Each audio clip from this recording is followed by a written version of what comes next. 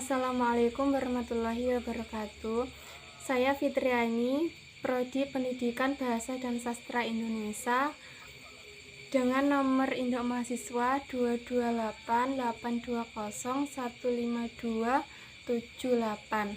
Saya akan membawakan cerpen yang berjudul Tuhan, Bolehkah Kami Bunuh Diri? Karya Joni Aryadinata.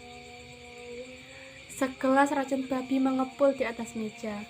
Asap kretek melenggok dari mulut menuju Petromax, membentuk gulungan hening. Abah Marta merapatkan handuk dari sergapan dingin di leher dengan gigi gemerotak. Di balik jaket berkaos tebal tersembunyi dada kering kerempeng mengatur desahan napas. Tersengal-sengal karena penyakit asma. Terengah-engah menimbulkan bunyi mirip pompa air mekanik. Mencengik, mata keriputnya memicing. Menatap Wardoyo, menantunya yang tengah mempermainkan asap. Ragu-ragu, berganti-ganti dengan fokus gelas racun menantang di meja. Suara dengkuran menembus gorden pintu di belakangnya. Kamar Ambu Marsinah tidur. Ada kemerosok angin, ada kemerosok bambu-bambu bergesekan di luar. Mulailah, Wardoyo berkata pendek, menghisap asap kretek ke dadanya dalam-dalam.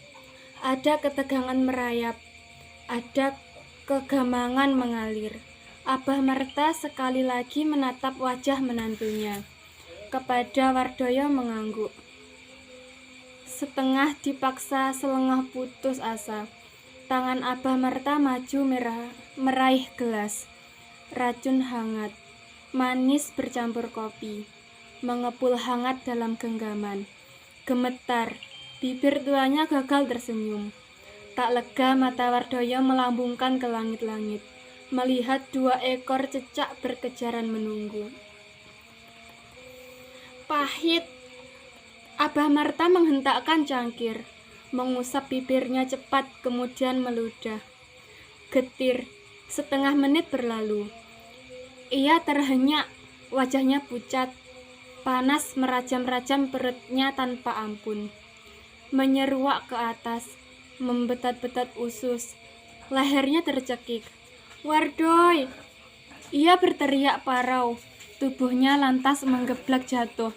Sebelum kakinya menyepak meja dan kursi yang ia duduki terbalik. Suaranya gaduh. Abah Marta berkelocot-kelocot sekarat. Matanya membeliak, kemudian sunyi, mati. Berpuluh tahun Rantawi didera penyakit menakutkan. Jika hawa malam berubah dingin, maka sesuatu menggodam dadanya telak. Gumpal kedua belah paru-parunya terasa terhimpit beban bertonton dan mencekik saluran udara menuju arah kerongkongan. Di saat itulah dunia bagi Rantawi amat gelap dan sumpek. Satu-satu helaan napas ia keluarkan dengan susah payah, menimbulkan bunyi cengik yang menjijikkan, bahkan bagi telinganya sendiri. Barangkali jika bukan karena Ratri, anak perempuan satu-satunya yang mengeluh putus asa, ia tak akan setega ini membunuh diri dengan segelas kopi bercampur racun babi. Memang Rantawi dengan kehidupannya telah hancur luluh. 2 hektar sawah, setengah bahu perkebunan kopi, 1 pabrik penggilingan padi telah lepas satu persatu dari tangannya untuk pengobatan tanpa hasil. Tapi melintas pikiran untuk bunuh diri tak pernah sedikit pun terjangkau. Terlebih karena Rantawi selalu menyimpan ketahanan iman dengan tak pernah lekang berdoa, berharap satu kemukjizatan datang pada suatu ketika. Tapi malam ini Tuhan telah berlaku sangat tidak adil. Rantawi gamang atas kemauan Tuhan pada dirinya. Keluarga Mayor Sulaiman mendadak memutuskan pertunangan sepihak bagi anaknya, Ratri. Tentu, adalah pukulan batin teramat hebat karena mereka justru menyatakan penyakit yang Rantawi derita sebagai alasan pokok. Asma disamaratakan dengan sejenis lepra. Mereka menuntut dikembangkannya harta panjer yang diserahkan melalui upacara sukacita. Mereka takut Ratri hanya menghancurkan karir dan masa depan Kang Basuki. Begitu kata Ratri dengan tangisan tersedak-sedak. Seperti bapak, karena asma adalah penyakit keturunan. Begitu yakin, apa mereka sudah memeriksamu? Mereka menolak juga Kang Basuki. Ratri putus asa. 3 hari kemudian tak bisa ditanya. Ia mengurung diri dalam kamar. Rantawi marah, amat marah. Sungguh nasib telah memain-mainkannya seperti potongan gabus dalam amukan air deras. Tapi penegasan keluarga Sulaiman memang beralasan. Satu-satunya yang patut dipersalahkan pasti hanyalah Tuhan. Begitulah ketika tangannya menatap menuangkan racun. Kini tak mungkin ada lagi pemuda yang mau mendekati Ratri, ayah. Rantawi memandang meja bertegun-tegun. Sejentik kegamangan menggelepar. Tapi gumpal dendam menyumbatnya cepat. Irama jantung berlomba dengan kesunyian. Ya, tidak akan ada pemuda yang menyunting Ratri selama ia ada. Begitu barangkali keinginan Ratri. Entah karena keturunan, entah karena beban bahwa kenyataan Rantawi tak akan bisa lagi hidup tanpa sebuah gantungan. Diseretnya langkah menuju kamar Ratri. Anak itu tertidur dengan badan melungkar, penuh beban. Manik-manik keringat bermunculan pada leher dan ujung gening. Ia hampiri kemudian mengusapnya lembut. Seekor nyamuk yang hinggap di betis dijentiknya hati-hati. Dirapatkannya selimut, kemudian keluar.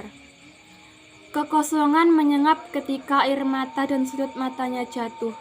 Segelas racun babi yang terdiam di meja. Rantawi melangkah ke kamar Ijah, istrinya. Ijah dengan gural ketuaan yang makin kentara, tersenyum dalam ketenangan mata terpejam. Begitu tabah, bertahun-tahun wanita di hadapannya harus bekerja sendiri menggarap sawah yang masih tersisa. Rantawi tak sanggup lagi berpikir dan merasa. Langkahnya mantap, meraup gelas menenggaknya dalam satu tarikan napas. Putus asa, gendang telinganya menangkap jerit tangis meneluwung tak tertepi. Badannya terguncang-guncang, suara-suara teriakan, derit roda, suara-suara sepatu. Kemudian sepi, senyap. Di manakah? Mungkinkah Tuhan? Satu keajaiban terjadi. Ia menangkap mata Ratri, mata istrinya, mata Basuki. Kemudian badannya melambung ingin meraup. Sebuah tangan kokoh menahannya. Rantawi harus beristirahat. Lamat-lamat katanya. Aneh, ia merasa betapa dadanya teramat lapang. Napasnya longgar tak tersumbat bunyi cengik menjijikkan. Kepala dan tubuhnya ringan. 2 hari engkau pingsan. Begitu kata pertama ia dengar. Suara istrinya. Betulkah ia masih hidup? Rantawi ingin berteriak. Kenapa aku di sini? Betulkah kamu Ijah? Di manakah aku? Asmamu kumat, istrinya menjelaskan. Aku membawamu ke rumah sakit. Sudahlah Kang, istirahat yang tenang. Kata dokter, asmamu kemungkinan besar sembuh, entah kenapa. Tuhan Maha Adil. Begitulah ketika Rantawi tersungkur dalam sujud, mohon ampun dan penyesalan atas sangka buruk. 3 hari setelah berbaring di rumah sakit dan dinyatakan sembuh, 4 ekor kambing disembelih sebagai rasa syukur dan seluruh kampung turut menikmatinya. Juga tentu Basuki. keluarga Mayor Sulaiman telah datang turut mengucapkan gembira dan minta maaf. Tuhan Maha Besar. Sehari setelah syukuran, Wardoyo ditangkap. Berita menjalar cepat dari mulut ke mulut. Wardoyo membunuh Abah Marta dengan secangkir kopi dan racun babi. Pembunuhan amat keji. Begitu komentar mereka. Mayat Abah Marta ditemukan membiru. Visum menyebutnya ususnya hancur membusuk. Orang-orang kampung mengutuk Wardoyo melemparnya dengan batu. Kafir, mertuamu sendiri tega kau bunuh, heh? Ramai berteriak. Riuh menggelenggang Wardoyo. Kau bunuh atas dasar apa, Wardoyo? Rantawi, demi Allah, Mang Rantawi yang menyuruhku. Rantawi terbadai. Rantawi hanya bisa mematung, tak mampu berbuat apa-apa. Teror datang menyerganya begitu tiba-tiba. Sungguh, ia begitu menyesal, amat menyesal. Amat menyesal telah menceritakan seluruh rahasia kesembuhannya pada Wardoyo, adik iparnya. Racun babi. Begitu ia menceritakan dengan mantap. Entahlah, segala obat telah diupayakan, tapi justru racun babi yang membikin aku sembuh. Heh, bukankah mertuamu menderita asma sepertiku? Bagaimana kalau ia mati? Tuhan telah menunjukkan sebuah keajaiban. Bahkan di dalam racun babi bisa terdapat obat.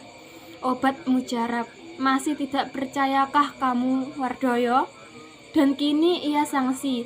Diam-diam Rantawi merasa ia ikut bandil besar dalam pembunuhan Abah. Berhari-hari Rantawi tak sudi makan, sampai ketika polisi datang menjemputnya untuk ditanyai. Demi Allah, saya tidak berkelompok untuk membunuhnya, katanya keras, dan tubuh Rantawi digelendang hina.